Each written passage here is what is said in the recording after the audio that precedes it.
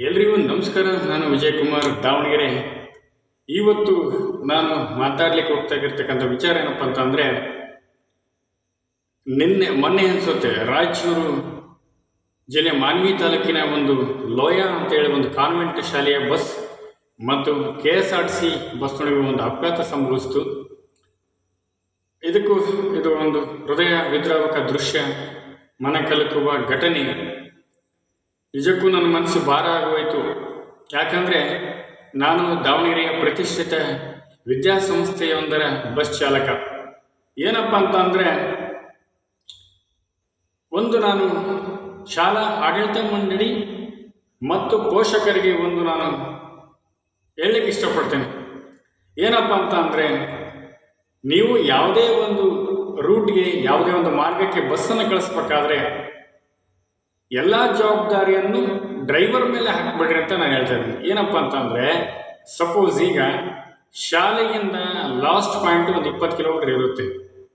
20 ಕಿಲೋಮೀಟರನ್ನು ಅವನ ಮಗುವನ್ನು door to door pickup ಮಾಡಿಬಿಟ್ಟು ಅಲ್ಲಿಂದ ಸುರಕ್ಷಿತವಾಗಿ ಜವಾಬ್ದಾರಿಯುತವಾಗಿ ಶಾಲೆಗೆ ತಲುಪಿಸಬೇಕಾದ್ರೆ ಅಲ್ಲಿ ಆ ಡ್ರೈವರ್ಗೆ ದಾರಿ ಮಧ್ಯೆ ಅನೇಕ ಅಡೆತಡೆಗಳು ಬರ್ತವೆ. ಇದು ಸ್ವತಃ ನಾನೇ ಒಬ್ಬ ಶಾಲಾ ಬಸ್ ಚಾಲಕ. ಇದರ ಅನುಭವ ನನಗೆ ಸುಮಾರಾಗಿದ್ದಾವೆ. ಫಸ್ಟ್ ಪಾಯಿಂಟಲ್ಲಿ ಮಗು ಹತ್ತುತ್ತೆ, ಸೆಕೆಂಡ್ ಪಾಯಿಂಟ್ ಬರುತ್ತೆ, ಥರ್ಡ್ ಪಾಯಿಂಟ್ ಬರುತ್ತೆ. ಕೆಲವೊಂದು ಏರಿಯಾಗಳಲ್ಲಿ ಚಿಕ್ಕ ಚಿಕ್ಕ ರಸ್ತೆಗಳಿರ್ತವೆ, ಟ್ರಾಫಿಕ್ ಜಾಸ್ತಿ ಇರುತ್ತೆ. ಈ ಎಲ್ಲ ಅಡೆತಡೆಗಳನ್ನು ಮೀರಿಕೊಂಡು ಅದರಲ್ಲಿ ಈ ಚಿಕ್ಕ ಚಿಕ್ಕ ಗಾಡಿಯವರು ಅಡ್ಡ ಬರೋದು, ಸೈಡ್ ಹಾಕೋದು, ಆ ಡ್ರೈವರ್ಗೆ ಕೈ ತೋರಿಸಿ ಹೊಡಿತೀನಿ ಬಡಿತೀನಿ ಅನ್ನೋದು, ಇಂಥವನ್ನೆಲ್ಲ ನಿಭಾಯಿಸ್ಕೊಂಡು ಮಕ್ಕಳನ್ನು ಸುರಕ್ಷಿತವಾಗಿ ಶಾಲೆಗೆ ಕರೆತರ್ತಕ್ಕಂಥ ಜವಾಬ್ದಾರಿ. ಅದರಲ್ಲೂ ಗ್ರಾಮೀಣ ಪ್ರದೇಶದಿಂದ ಬರ್ತಕ್ಕಂಥ ಶಾಲಾ ಬಸ್ ಚಾಲಕರಿಗೆ ಹಲವಾರು ಸವಾಲುಗಳು ಎದುರಾಗ್ತವೆ. ಚಾನಲ್ ರೋಡ್ಗಳಾಗಿರ್ಬೋದು, ಈ ಕಡೆ ಚಾನಲ್ ಇರುತ್ತೆ, ಈ ಕಡೆ ಲೈಟ್ ಕಂಬಗಳಿರ್ತವೆ, ಚಿಕ್ಕ ಚಿಕ್ಕ ದಾರಿ, ಅದರಲ್ಲಿ ಎದುರಿ ಬರ್ತಕ್ಕಂಥ ಗಾಡಿಗೆ ಸೈಡ್ ಕೊಡಬೇಕು, ಮತ್ತು ಹಿಂದೆ ಬರ್ತಕ್ಕಂಥ ಗಾಡಿಗೆ ಸೈಡ್ ಕೊಡಬೇಕು. ಇವೆಲ್ಲವುಗಳನ್ನು ಮೀರಿ ಅವನು ಮಕ್ಕಳನ್ನು ಶಾಲೆಗೆ ಕರ್ತಕ್ಕಂಥ ಒಂದು ಜವಾಬ್ದಾರಿ ಇರುತ್ತೆ. ಈ ಸಂದರ್ಭದಲ್ಲಿ ನೀವು ಚಾಲಕನಿಗೆ ಏನು ಸಪೋಸ್ ಈಗ 9:50 ಬೆಲ್ ಹಿಡಿತೈತಿ ಅಂತ ಅಂದರೆ, ಅವನು ಅಲ್ಲಿ 8 ಗಂಟೆ 8:05 8:10 ಅವ್ನು ಬಿಡಬೇಕಾಗತ್ತೆ. ಅಲ್ಲಿ ಫಸ್ಟ್ ಪಾಯಿಂಟಲ್ಲಿ ಮಗು ಏನು ಬರುತ್ತೆ ಅಂತಂದರೆ, ಒಂದು 7:20 ಅವನು ಮಗುನ ಫಸ್ಟ್ ಪಾಯಿಂಟ್ ಪಿಕಪ್ ಮಾಡಬೇಕು. ಅಲ್ಲಿಂದ ಸುರಕ್ಷಿತವಾಗಿ ಅವ್ನು ಕರೆ ತರಬೇಕು. ಇಲ್ಲಿ ಪೋಷಕರು ಸರಿಯಾದ ಟೈಮಿಗೆ ಬಸ್ ಬರೋದಕ್ಕಿಂತ 2 ನಿಮಿಷ ಮುಂಚೆನೇ ಆ ಮಗುವನ್ನು ಒಂದು ಪಿಕಪ್ ಪಾಯಿಂಟಲ್ಲಿ ನಿಲ್ಲಿಸಿ, ನಾನು ಫೀಸ್ ಕಟ್ಟಿದ್ದೀನಿ, ನಾನು ಶಾಲೆಗೆ ಫೀಸ್ ಕಟ್ಟಿದ್ದೀನಿ, ನನ್ನ ಮಗುನ ಕರ್ಕೊಂಡು ಹೋಗ್ಬೇಕಂದ್ರೆ 5 ನಿಮಿಷ ಕಾಯಬೇಕು, 10 ನಿಮಿಷ ಕಾಯಬೇಕು ಅಂಥೇಳಿ ಡ್ರೈವರ್ ಮೇಲೆ ರೋಪ್ ಆಗ್ತಕ್ಕಂಥ ಕೆಲಸನ ದಯವಿಟ್ಟು ಪೋಷಕರು ಮಾಡಿಬಿಡ್ರಿ ಅಂತ ನಾನು ಕೇಳ್ಕೊಳ್ತಾ ಇದ್ದೀನಿ. ಏನಕ್ಕಪ್ಪ ಅಂತಂದರೆ, ನಿನ್ನ ಒಂದು ಮಗು 5 ನಿಮಿಷ ಲೇಟ್ ಮಾಡುತ್ತೆ, ಮತ್ತೊಂದು ಮಗು 5 ನಿಮಿಷ ಲೇಟ್ ಮಾಡುತ್ತೆ, ಇನ್ನೊಂದು ಮಗು 5 ನಿಮಿಷ ಲೇಟ್ ಮಾಡುತ್ತೆ. ಏನಪ್ಪ ಅಲ್ಲೆಲ್ಲ ಕಾದದ್ದು ನಿನ್ನ ಮಕ್ಕಳು ಹಸ್ಕೊಂಬರ್ತೀಯ, ಇಲ್ಲಿ ಬಂದು ಜೋರು ಮಾಡ್ತೀಯ ಅಂತ ಹೇಳ್ಬಿಟ್ಟು ಡ್ರೈವರ್ಗಳ ಮೇಲೆ ಒತ್ತಡವನ್ನು ಹಾಕಬೇಡಿ. ಇನ್ನು ಆಡಳಿತ ಮಂಡಳಿ ಏನಪ್ಪ, ನೀವು ಪೇರೆಂಟ್ಸ್ ಎಲ್ಲ ಏನೋ ಅನ್ಬಾರ್ದಪ್ಪ, ಫೀಸ್ ಕಟ್ಟಿರ್ತಾರೆ.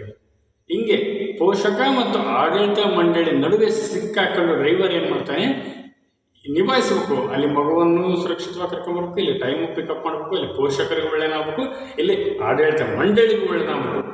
ಇವರೆಲ್ಲ ಒತ್ತಡಗಳ ಮಧ್ಯೆ ಡ್ರೈವರ್ ಏನು ಮಾಡ್ತಾನೆ, ಗಾಡಿಯನ್ನು ಸ್ಪೀಡಾಗಿ ಓಡಿಸ್ತಾನೆ.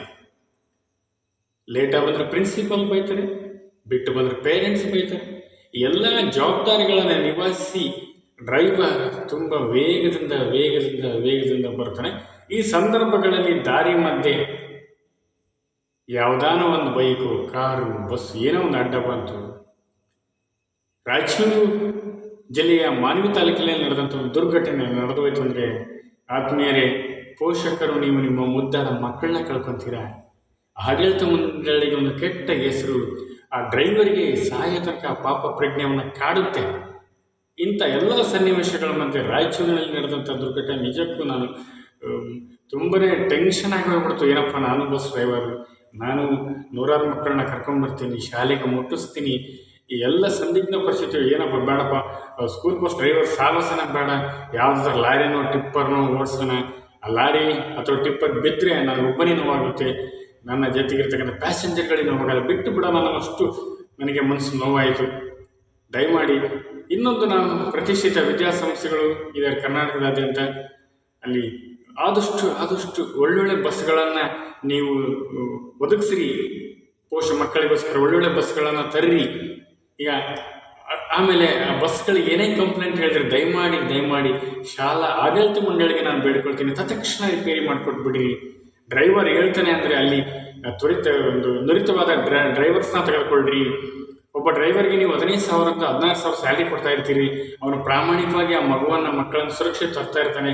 ಏನಪ್ಪ ಇವ್ನಿಗೆ 15,000 ಕೊಡ್ಬೇಕಲ್ಲ, ಲಾಸ್ ಆಗುತ್ತೆ ಅಂತ ಹೇಳ್ಬಿಟ್ಟು ಅವ್ನು ಬಿಡಿಸಿ ಯಾವುದೋ 7-8,000 ಓಡಿಸ್ತಕ್ಕಂಥ ಡ್ರೈವರ್ನ ತಂದು ಕೂರಿಸಿದ್ರೆ ಅವನು 7-8,000 ಅವ್ನು ಕೆಲಸ ಮಾಡ್ತಾನೆ ಅಂದರೆ ಅವ್ನಿಗೆ ಅನುಭವ ಸಾಲದು, ಡ್ರೈವಿಂಗ್ ಚಾನ್ಸ್ ಬೇಕಾಗಿರುತ್ತೆ, ಅವ್ನು ಬಂದುಬಿಡ್ತಾನೆ. ಡ್ರೈವಿಂಗ್ ಗಾಡಿ ಓಡಿಸ್ತಾ ಇರ್ತಾನೆ. ಸ್ವಲ್ಪ ದಿವಸ ಆದಮೇಲೆ ಗಾಡಿನ ಸ್ಪೀಡಾಗಿ ಹೊಡಿದು, ರ್ಯಾಶ್ ಆಗಿ ಹೊಡಿದು, ರಫ್ ಆ್ಯಂಡ್ ಟಫ್ ಆಗಿ ಹೊಡಿ ಹೀಗೆಲ್ಲ ಮಾಡ್ತಿರ್ತಾನೆ. ಅವಾಗ ಈ ಥರದ ಆಕ್ಸಿಡೆಂಟ್ಗಳು ಆಗ್ತವೆ. ಅನುಭವಿ ಚಾಲಕರಿಗೆ ಹೆಚ್ಚಿನ ವೇತನ ಕೊಟ್ಟರು ಪರವಾಗಿಲ್ಲ, ಅಂಥ ಒಳ್ಳೆ ಡ್ರೈವರ್ಸ್ನ ನೀವು ಆಡಳಿತ ಮಂಡಳಿಯವರು ತಗೊಳ್ರಿ. ಇವತ್ತು ರಾಯಚೂರಿನಲ್ಲಿ ಒಂದು ಮಗುವನ್ನು ಕೇಳಿದ್ರು ಒಬ್ಬ ಖಾಸಗಿ ಸುದ್ದಿ ವಾಹಿನಿಯವರು, ನಿಮ್ಮ ಬಸ್ ಯಾವ ರೀತಿ ಹೋಗ್ತಾ ಇತ್ತು ಅಂದರೆ ಸ್ಪೀಡ್ ಇರಲಿಲ್ಲ, ನಿಧಾನ ಇದ್ರು ಅಂಕಲ್ ಅಂತ ಹೇಳ್ತಿದ್ದಾರೆ. ಆ KSRTC ಬಸ್ನವ್ನು ಬಂದು ಹೊಡೆದಿದ್ದಾನೆ. ಅಲ್ಲಿ 2 ಮಕ್ಕಳು ಕಾಲೇ ಕಟ್ಟಾಗಿ ಹೋಗಿದ್ದಾವೆ. ಆ ಮಗು ಯಾವ ರೀತಿ, ಆ ತಂದೆ ತಾಯಿ, ಆ ಪೋಷಕರು ಅದನ್ನು ಯಾವ ರೀತಿ ಜೀರ್ಣಿಸ್ಕೊಂತಾರೆ ಗೊತ್ತಿಲ್ಲ. ಆದಮೇಲೆ ದಯವಿಟ್ಟು ಪೋಷಕ ಬಂಧುಗಳು ನೀವು ಅನ್ಯತಾ ಭಾವಿಸ್ಬೇಡ್ರಿ, ನನ್ನ ಮೇಲೆ ಸಿಟ್ಟಾಗಬೇಡ್ರಿ.